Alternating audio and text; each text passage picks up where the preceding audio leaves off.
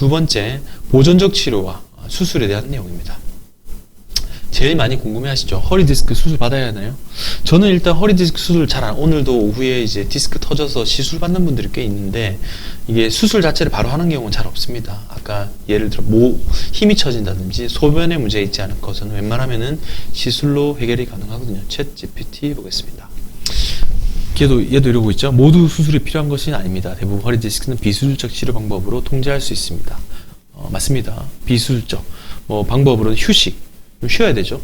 허리 아프고 다리가 저린데 열심히 운동하면은, 저도 그런 경험이 있는데 더 이제 뻗어버립니다. 디스크가 더 괴롭히니까. 통증원에서 약물치료, 물리치료, 조정이라는 게 도수치료 같은 거 말씀드린 거고, 스트레칭, 운동 및 라이프스타일 변화. 운동 같은 경우는 이제 무리한 근력 운동 말고 걷는 거 정도. 그래서 디스크 염증이 감소해서 통증이 완화될 수 있고요.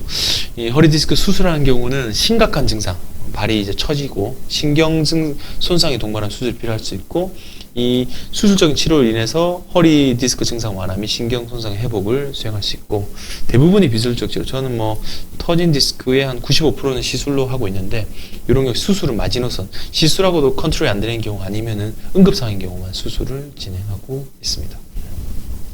받아보시겠습니다. 마찬가지로 모든 디스크 탈출증이 수술이 필요한 것은 아닙니다.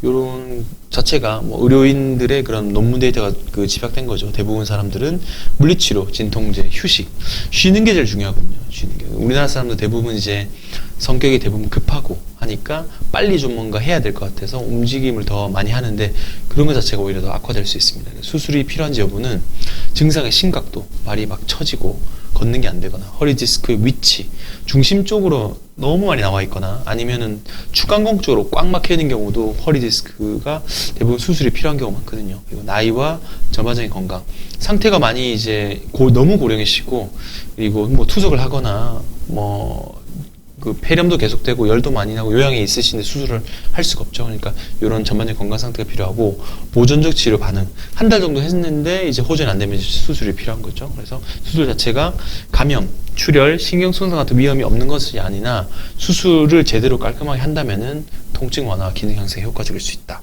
최근에는 양방향 내시경 수술로 디스크를 제거할 수 있는 게 있고, 회복이 좀 빠르게 되어 있습니다. 그것도 이제 챗 GPT도 이제 인지하고 있고요. 그래서 이런 통증, 팔, 다리로 저리고 감각이 오고 쇠약하고 이런 경우는 수술이 필요할 수 있으니까 의료진을 만나는 것이 필요할 것 같습니다.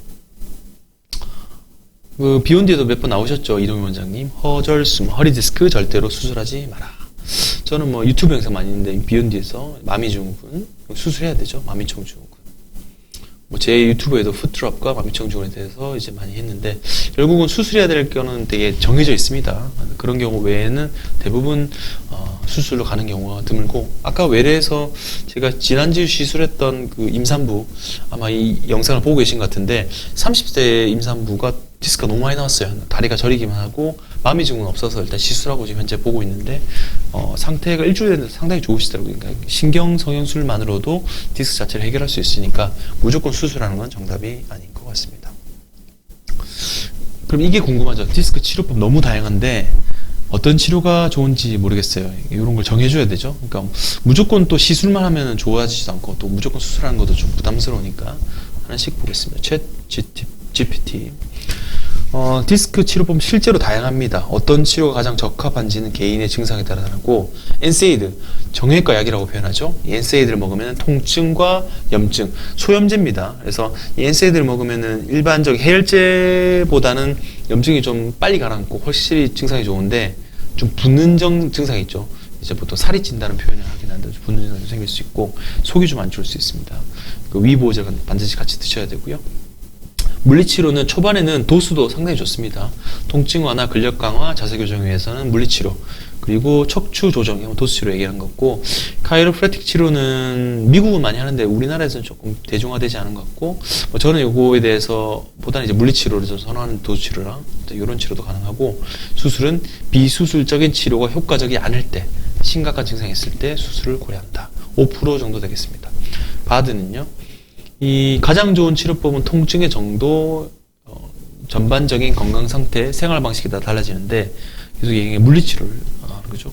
약만 드시는 것보다는 물리치료를 받아서 치료사의 도움을 좀 받는 게 훨씬 도움이 됩니다. 초기에는 도수 치료 받으시는 게 훨씬 좀 도움이 되고요. 약도 아까 말씀드린 약 중에 이제 소염제 같은 건 처방을 받아야 되는데 이부프로펜, 아스타미노펜 같은 경우 약국에서 구입할 수 있죠. 편의점이나 그런 거 드셔보시고 이것도 효과 없으면 이제 스테로이드 주사나 아니면 근육이완제 같은 걸 처방약을 받으시는 게 좋을 것 같고, 주사 같은 경우는 이제 일반 물리치료 약보다는 좀 더 침습적이니까 통증과 염증 줄이는 도움이 많이 됩니다. 이런 것도 많이 도움 받을 수 있고, 수술은 심한 통증 환자에게만 권유드리고 있습니다. 그래서 일단 디스크가 한번 터져서 회복이 되면은 다음 턴에 이게 안 와야 되니까 생활 방식을 이제 바꿔야 되는데, 지금 하고 있는 같이 예를 들어 담배를 많이 핀다, 술을 많이 먹는다, 이런 것들은 다 좀 줄이는 게 좋을 것 같고, 운동이 허리에 안 좋은 걸 한다 하면은 운동 양식을 바꾸는 것이 필요할 것 같죠. 그래서 한번 겪고 나면은 다음 턴에 이제 조심할 수 있도록 조절하는 게 필요할 것 같습니다. 이것도 물어봤어요. 그러니까 제가 그 원하는 답변이 또 안 나와서 한번 더 물어봤거든요. 허리 디스크 추간판 열치료술, 경막의 신경성형술은 효과가 있을까요? 물어봤는데 이게 챗 GPT입니다.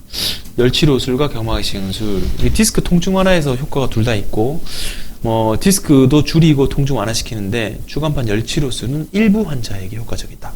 이게 적응증을 제대로 잡지 않으면은 이게 안 하니면 못한 치료가 되거든요. 오늘 제가 오후에 2마디 열치료술 하는 분이 있는데, 이분은 과거에 시술을 신경성형수 받으셨고 요통만 있으십니다. 퇴행성 디스크도 진행돼서 이렇게 봤는데, 이런 경우 디스크의 퇴행 여부, 그리고 볼륨 여부, 얼마나 디스크 간격이 좁아지는 이런 것들 다 판단해가지고 하는 건데, 좋아지는 케이스가 다 있거든요. 적응증이. 그거 맞춰서 하시면 아주 효과적일 수 있고, 경막의 신경성은 디스크 자체를 만지지 않으나 염증 감소, 디스크 주변의 조직에 흡수되게 도움이 되고, 일부 환자들이라고 하는데 저는 대다수의 디스크 탈출 환자들은 이 시술, 경막의 신경성형술 도움을 많이 받고 있는 것 같습니다. 그래서 이 두 시술도 적응증을 제대로 찾으면 도움이 되실 것 같습니다.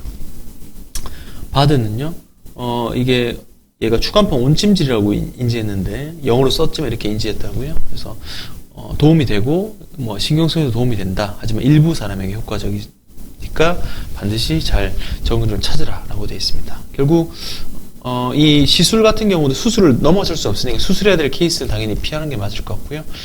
주사 치료에 반응이 없는 경우 적절한 치료법을 골라서 선정하는 게 좋을 것 같고, 요 주위에 이런 식으로 염증이 생기면은 이게 신경성형술한 모습입니다. 카테터가 쭉 올라가가지고 약을 좀 넣어주는 거고요.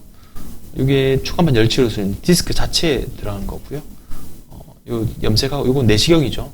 예전에 펠란이라고 추간판 자체를 제거하는 그런 수술인데, 요거는 터진 디스크를 제거하는 한방향 내시경, 옆구리 내시경입니다. 이렇게까지 가능하게 되었습니다. 결국 이 디스크의 프로시저, 수술 여부와 시술 여부인데, 이 디스크 수술한 경우 저는 5% 미만인 것 같습니다. 10%까지 얘기하시는 경우 있는데, 그래서 마미총 증후군 아니고 수술하는 경우가 되게 드물고요. 시술 효과를 볼 수 있으나 일단 선별을 제대로 해야 됩니다. 과연 이 환자가 좋아질지 않을지 판단이 안 서면은 환자도 좀 약간 고민되죠. 두려워할 수도 있고. 근데 의사가 요거에 대한 경험과 이 환자는 하면 좋아진다라는 확실한 인디케이션, 적응증이 있게 되면은 시술도 아주 적절하게 쓰면은 환자분이 통증에서 벗어날 수 있을 것 같습니다.